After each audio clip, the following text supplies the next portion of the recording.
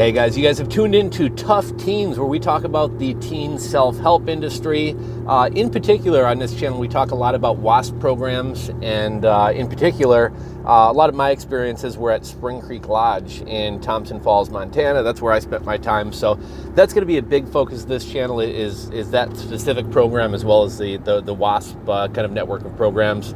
But we're going to be talking about the entire teen self-help industry. I've kind of shared my story of being kidnapped in the middle of the night, taken off to WASP, kind of my journey there, getting checked in, and some different experiences there, what the food's like, what holidays like, what Sundays are like. But today's video, I wanted to talk about a game we used to play called British Bulldog, and this is actually one of my fonder memories of WASP. I actually used to have a lot of fun playing this game. There's not a lot of downtime and not a lot of relaxation or fun times when you're in the program, but there were some good times, and this was kind of one of my favorite games we used to play. And if you guys were in Spring Creek Lodge back in '99 or probably the early 2000s, late '90s, early 2000s, you may have played this game. And maybe if you were at some other WASP facilities as well. A lot of kids in WASP wind up being transferred around, right? Like a lot of the kids I was in Spring Creek Lodge with had come from either like Jamaica or Samoa. And so, a lot of the kids I was in with, they used to do like the fire dancing, and they were allowed to wear, I think they were called fifis, or no, they were called fifis, are like a sex toy thing. I believe they were called lava lavas or something like that. It was basically like a wrap that you wrapped around your waist with like tropical patterns. A lot of the kids who were from Samoa were able to wear those. But my point is just that like a lot of kind of the culture and games and things kind of wind up getting transferred from facility to facility. So some of you guys may have played British Bulldog. I think it was maybe after lunch. I think after lunch we had school, and then there would be maybe a half hour or hour of, it wasn't free time, but it was kind of time to do, I think we used to do like calisthenics. You do push-ups, someone would hold your feet and you do dips, you do jumping jacks. You might have to do suicide sprints or something else.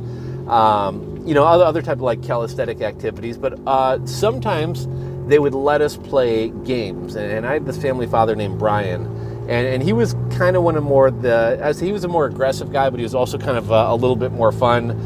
Sometimes, and I guess if you were an aggressive guy, you may have found this fun. If you weren't, you probably didn't like it. But there were times we'd have like boxing matches in the bathroom at night where people would wrap their hands up with like the cleaning rags, and we'd have like boxing matches in the bathrooms. And it was kind of more slap boxing. I think it was more for fun. There might have been a couple times when two guys were really kind of going at each other's throats for days at a time or weeks at a time. And I think eventually he just kind of had them fight it out. And those might have been more serious fights, but a lot of it was just kind of like fun slap boxing and things like that. But he used to let us play some kind of more aggressive games and things like that. So sometimes after the afternoon calisthenics in, I forget the name of it, but whatever that kind of like great room was, we would play a game called British Bulldog. Now, this might be a little bit of a different spin on some different playground games that like kids play in maybe elementary school gym class or maybe on the playground. I think one game is where basically somebody's in the middle, and then a group of people start off on one side and they have to run to the other side. And the person who's in the middle, the guy who's basically has to try to tag somebody. And if he tries to tag somebody, they lock hands, and then they're going after a group of people. And then eventually it gets down to just a couple people left, and you have this huge chain of people that's basically impossible to run past. And that's how the game winds up ending. And I think the last person who's caught winds up being the person in the middle the next time. Now, that's kind of the politically correct or the friendly elementary school way to play this game. We used to play a game called British Bulldog, and how British Bulldog worked, we were again in this great room. So everybody would line up on one side of the room, and there would be one person in the middle.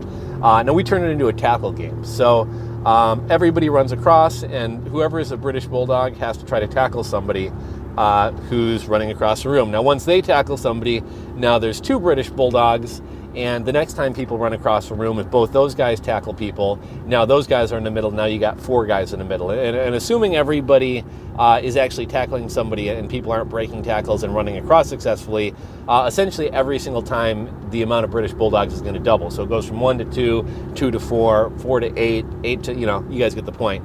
We had smaller families, so I don't think it ever got to like 16 people. I want to say our family was probably like 12 to 15 people. But we used to play this game called British Bulldog, and I used to have a great time with it.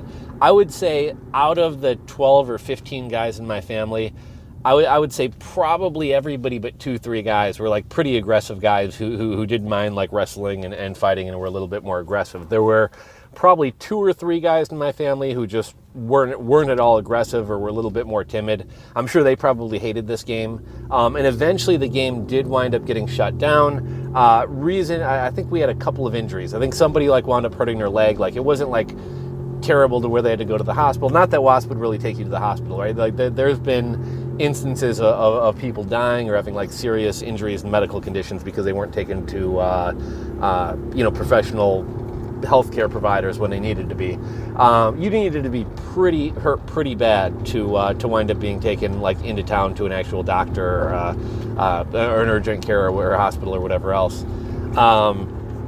But I remember one kid hurt his leg or hurt his arm and was, I think they just threw him in a sling and was in a sling for a couple weeks. And I want to say somebody wound up getting hurt pretty bad. Like they dislocated something in their leg or broke a collarbone.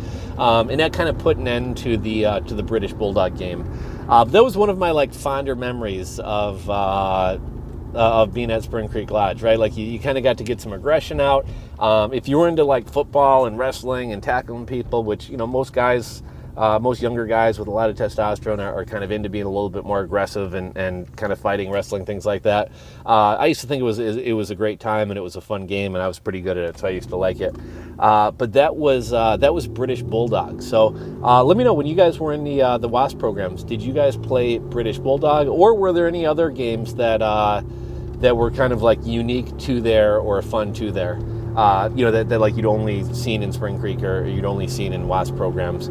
Let me know. If you enjoyed today's video, give it a thumbs up. If you're not subscribed to the channel, click that subscribe button down below and ring the bell. And if you got any comments, ideas, questions, topics you'd like to see future videos made on, go ahead and drop a comment down below, and I'd be happy to make the video. So that's all I got for you guys today. I'll catch you in the next video.